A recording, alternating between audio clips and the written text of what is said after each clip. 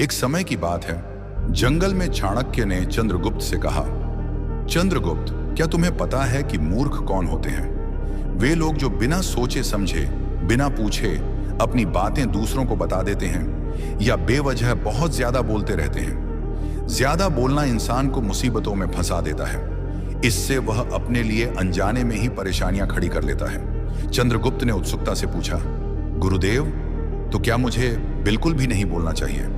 चाणक्य मुस्कुराए और बोले, नहीं चंद्रगुप्त, बोलना जरूरी है, लेकिन कब बोलना है, कहां बोलना है और कहां चुप रहना है, यह तुम्हें समझना होगा। आचार्य चाणक्य कहते हैं, जैसा कौवा बहुत बोलता है लेकिन उसकी काम किसी को पसंद नहीं आती, वैसे ही एक बुद्धिमान व्यक्ति को सही समय और सही जगह पर ही बोलना चाहिए।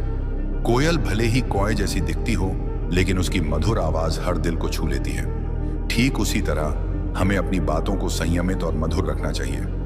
आज हम एक ऐसी कहानी और चाणक्य की 7 नीतियों के बारे में बात करेंगे जो हमें सिखाती हैं कि कुछ बातें गुप्त रखना ही बुद्धिमानी है। आज मैं तुम्हें 7 ऐसी बातें बताऊंगा जो तुम्हें किसी भी कीमत पर दूसरों से नहीं बतानी चाहिए, चाहे परिस्थिति कैसी भी हो।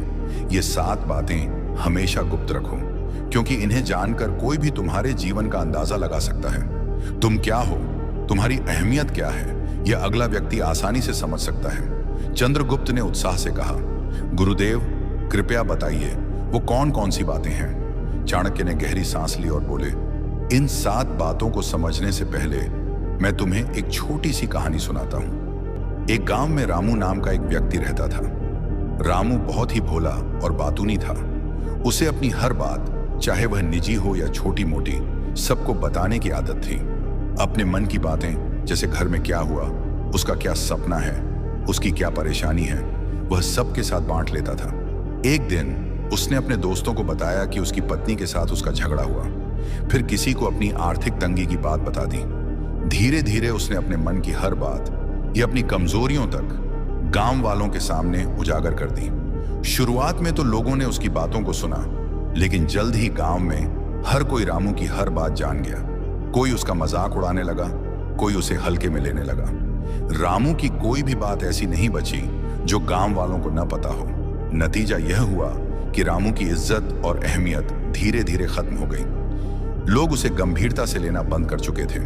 रामू की यह आदत उसे ले डूबी, क्योंकि उसने अपनी निजी बातें गुप्त नहीं रखी। अपनी निजी बातें गुप्त नहीं रखी। चाणक्य ने चंद्रगुप्त से कहा, रामू की तरह ना बनो, अपनी बातों को गुप्त रखना सीखो। अब मैं तुम्हें उन 7 बातों के बारे में बताता हूं जिन्हें कभी भी दूसरों के सामने नहीं लाना चाहिए।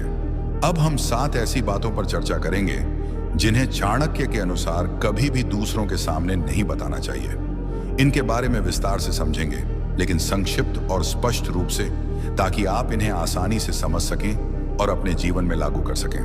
अपने घर, परिवार और रिश्तों की बातें। दोस्तों, चाणक्य कहते हैं कि घर परिवार की बातें घर की 4 दीवारी के भीतर ही रहनी चाहिए। आपके परिवार की समस्याएं, झगड़े या निजी मामले, चाहे कितने छोटे क्यों ना हों, उन्हें बाहर लाने से आपके रिश्तों में अविश्वास और मनमुटाव पैदा हो सकता है। चंद्रगुप्त को समझाते हुए चाणक्य कहते हैं कि अगर आप अपने परिवार की बातें, जैसे पति पत्नी के बीच का व्यवहार, बच्चों की शरारतें या आर्थिक स्थिति को दूसरों के सामने खोलते हैं, तो लोग इसका गलत फायदा उठा सकते हैं। इससे न केवल आपके परिवार की एकता कमजोर होती है, बल्कि समाज में आपकी इज्जत भी प्रभावित हो सकती है।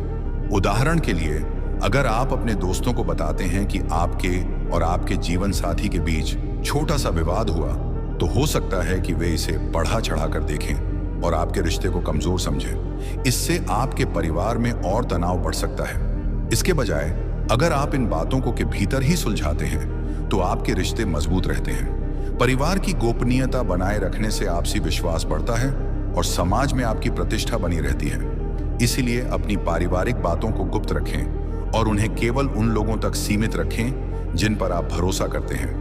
यह आपके परिवार की एकता और आपके आत्मसम्मान की रक्षा करता है। कमाई और अपनी आय।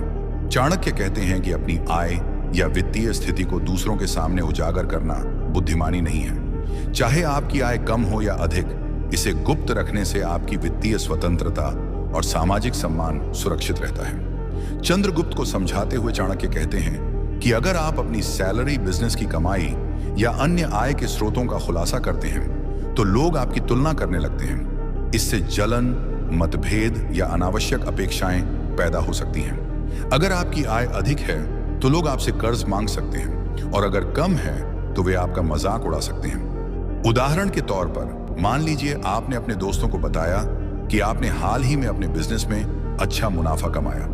इससे कुछ लोग आपसे कर्ज मांगने लग सकते हैं या आपकी सफलता से जलन महसूस कर सकते हैं। वहीं अगर आप अपनी आय को गुप्त रखते हैं तो आप इन समस्याओं से बच सकते हैं। अपनी आय को गुप्त रखने से आप अपने वित्तीय फैसले स्वतंत्र रूप से ले सकते हैं और आपकी प्रतिष्ठा बनी रहती है। इसके लिए अपनी आय के बारे में सावधानी से बोलें, वित्तीय दस्तावेज सुरक्षित रखें और सोशल मीडिया पर अपनी आर्थिक उपलब्धियों का प्रचार करने से बचें। यह आपकी आर्थिक सुरक्षा और मानसिक शांति को बनाए रखता है। अपनी गलतियां और बुराइयां। चाणक्य कहते हैं कि अपनी अतीत की गलतियों और भविष्य की योजनाओं को दूसरों के सामने उजागर करना समझदारी नहीं है।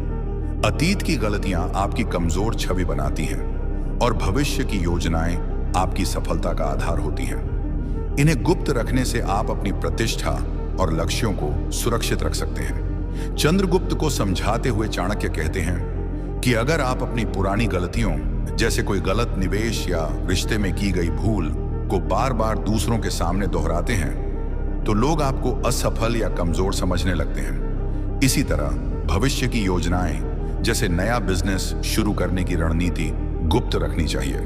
अगर आप इन्हें खुलासा करते हैं तो आपके प्रतिद्वंदी इसका फायदा उठा सकते हैं। उदाहरण के लिए, अगर आप अपनी नई बिजनेस योजना को सबके सामने बताते हैं तो कोई प्रतिद्वंदी आपकी योजना की नकल कर सकता है या उसे नाकाम करने की कोशिश कर सकता है। अपनी गलतियों से सीखकर और योजनाओं को गुप्त रखकर आप अपने आत्मविश्वास को बनाए रख सकते हैं। इसके लिए अपनी गलतियों को भूलकर आगे बढ़ें और अपनी योजनाओं को केवल उन लोगों के साथ साझा करें जिन पर आप पूर्ण भरोसा करते हैं। यह आपकी सफलता की राह को सुरक्षित बनाता है। 4. अपनी कमजोरी या ताकत।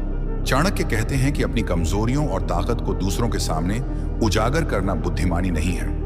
आपकी कमजोरियां जैसे कोई डर या व्यक्तिगत कमी और ताकत जैसे कोई विशेष कौशल आपके निजी हथियार हैं। इन्हें गुप्त रखने से आप प्रतिस्पर्धा में आगे रहते हैं। चंद्रगुप्त को समझाते हुए चाणक्य कहते हैं कि अगर आप अपनी कमजोरियों जैसे आत्मविश्वास की कमी या किसी क्षेत्र में अनुभव की कमी को सबके सामने बताते हैं तो लोग इसका फायदा उठाकर आपके खिलाफ चाल चल सकते हैं। इसी तरह अपनी ताकत जैसे कोई अनोखी रणनीति या कौशल को गुप्त रखना चाहिए।